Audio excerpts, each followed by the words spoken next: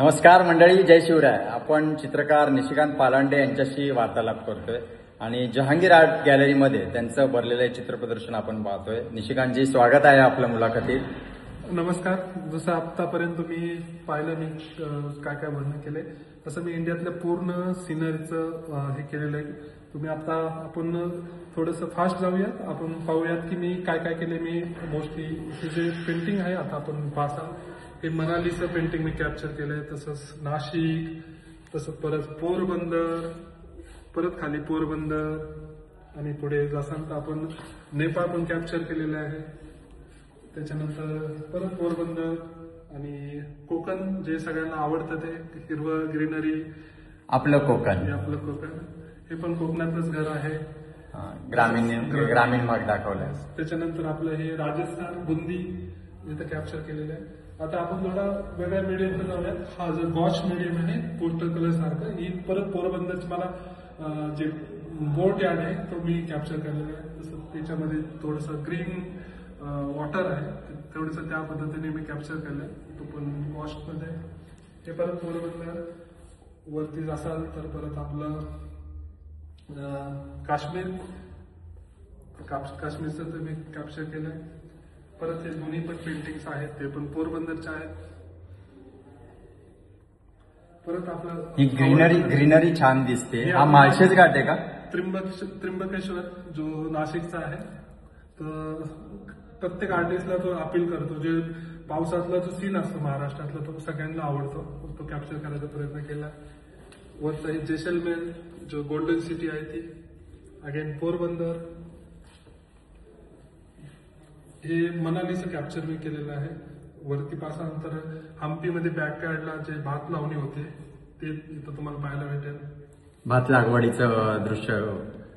रशियाला गेलो होतो, त्याचा हा तिथले चर्चचा पार्ट मी ड्रॉ केलेला आहे. धार्मिक स्थळ आलंय. हे वापस नेपाळचं आहे, काठमांडू. तर नेपाळ हा खूप मस्त असा मॉन्युमेंट्स आहे त्याचं पेंट करण्यासाठी. वापस हे रशियाचं एक मॉर्निंग फील तो मी दाखवण्याचा प्रयत्न केलाय. शांतपणे असा शांत सकाळ आहे. वापस एक काठमांडूचं जे मंदिर आहे ते इथं आपल्याला दोन्हीकडे दिसतील. ही दोन्ही मंदिरं काठमांडूची आहेत. पोरबंदर सिरीज, पोरबंदर तुम्हाला जास्त का दिसते कारण मला आवडतं आहे तिथे. मी 3 वेळा पोरबंदरला गेलेलो होतो, त्यामुळे तुम्हाला तिथे जास्त पेंटिंग दिसते. आणि हे परत रशिया, हे पण रशियाचं सेंट पीटर्सबर्गचं स्ट्रीट आहे, इथं आपण पाहायला भेटेल. खालचं परत कोकण.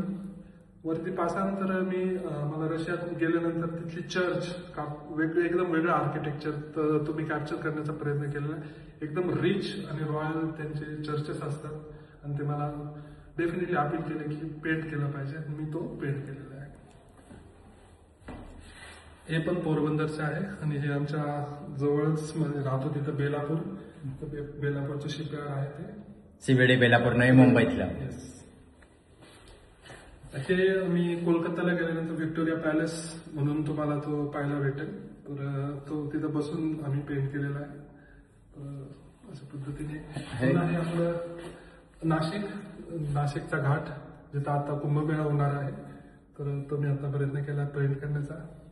हे पासाल तर आपली बुंदी, जी राजस्थान जवळच कोटाजवळ आपल्याला पाहायला भेटेल. एक मस्त असा एक ऑरेंज गेट तिथं आपल्याला मला दिसला होता. इव्हिनिंग लाईटला तो एकदम चमकत होता, तो मी प्रयत्न केला काढण्याचा.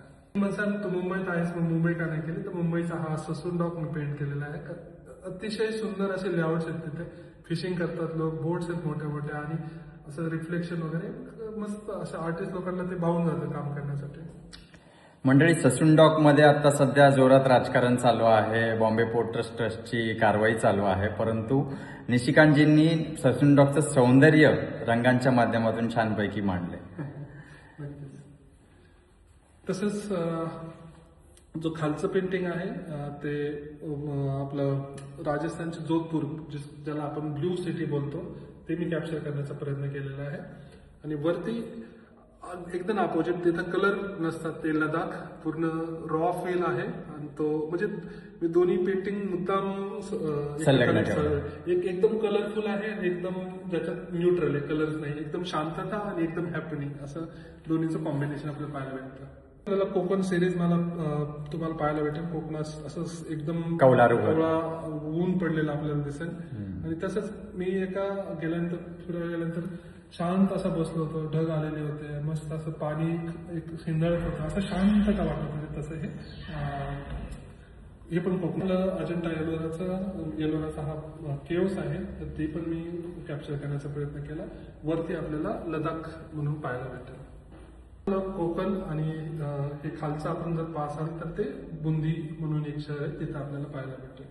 तर हा मी कोटा जो रिव्हरफ्रंट बनलेला आहे नवीनच, तो मी कॅप्चर करण्याचा प्रयत्न केलाय. त्या पुतळा हा कोणाचा आहे वरती? ते ऍक्च्युली महाराणा प्रताप आणि ते त्यांचे जे एक सहकारी आहेत त्यांचा तो आहे. पण माझे सगळे पेंटिंग्स पाहू शकता. मी वेगवेगळ्या ठिकाणी गेलेला आहे आणि अशा पद्धतीने चांगला चित्रप्रवास आहे हा. आणि शहरांच्या भेटीगाठी, शहरांच्या आठवणी आहेत. पेंटिंग तुम्हाला पाहायला भेटेल. हे नेपाळचं आहे. ते जसं इव्हिनिंग लाईट्स तुम्हाला इथं पाहायला भेटेल. अशा पद्धतीने भरपूर पेंटिंग मी करत असतो. मी मोस्टली ऑन दी स्पॉट करत असतो. तर थँक्यू सो मच. तुम्ही हे सगळं नक्कीच तुम्ही हे अनुभवताय. हा तुमचा अनुभव नक्कीच आमच्या व्हिडिओला तुम्ही सांगू शकता. सर पुढचं इन्क्लूड करते. या चित्रप्रदर्शनाच्या बाबतीत तुमच्या चित्रकार म्हणून काय भावना आहेत, काय सांगाल? हा माझा प्रवास आहे, कला प्रवास हा सगळं तुम्ही पाहताय. तर माझ्या ह्याच भावना आहेत की तुम्ही हा कला प्रवास तुम्ही पाहावा, अनुभूती घ्यावा. ठीक आहे, तुम्ही आता नाही पाहू शकलं, जे पाहू नाही शकणार ते नक्कीच ही व्हिडिओ पाहून तुम्हाला एक आनंद घेता येईल. मी धन्यवाद देतो सरांना की त्यांनी हे माझं जे कला प्रदर्शन आहे तुमच्यापर्यंत पोहोचवलं, त्याबद्दल नमस्कार. निशिकांतजींना आपण शुभेच्छा देऊया इथून पुढच्या त्यांच्या कला प्रदर्शनांसाठी. निशिकांतजी आमच्याशी संवाद साधलात, खूप खूप धन्यवाद. आणि चित्रप्रेमींनो, आपणही आपल्या भावना, आपल्या प्रतिक्रिया कमेंट बॉक्समध्ये नक्की व्यक्त करा.